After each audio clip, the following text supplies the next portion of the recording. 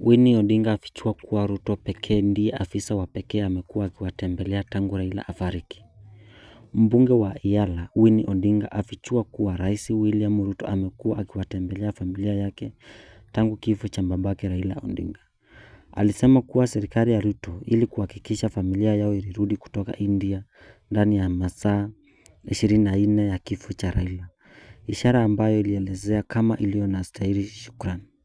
Licha ya ukosoaji wake kuhusu ushirikiano wa ODM na UDA, Winnie alikanusha madai ya kujaribu kuingia katika kisiasa.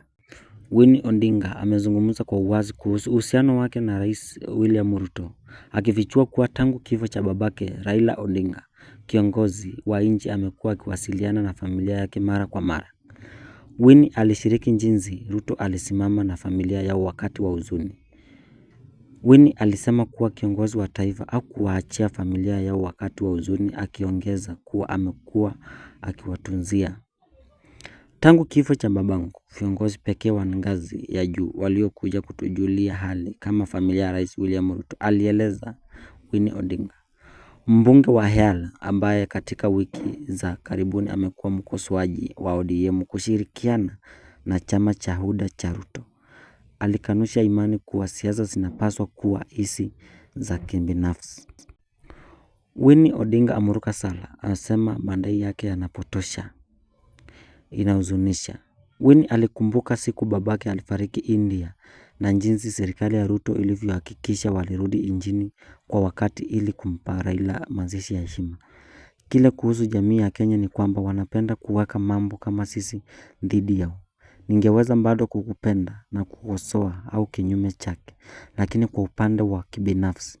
Kama ungewajua kijiji nilichohama nikiwa India na nilikuwa hapa ndani ya masaa 24, lazima niseme nashukuru kwa heshima. Na swali ni je, Winnie Odinga alijaribu kumshawishi kisiasa William Ruto?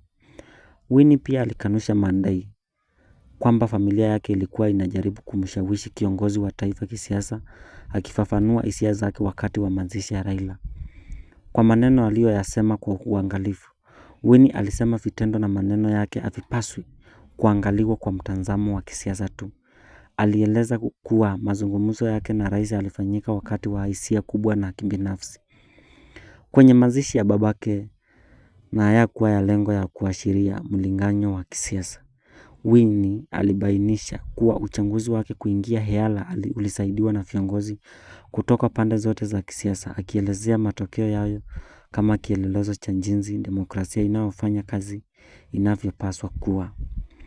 Karibu kwenye chaneli ya Seth Media. Please, kama hujaweza kusubscribe, naomba uweze kusubscribe, share, comment, tuweze kuendelea na zaidi.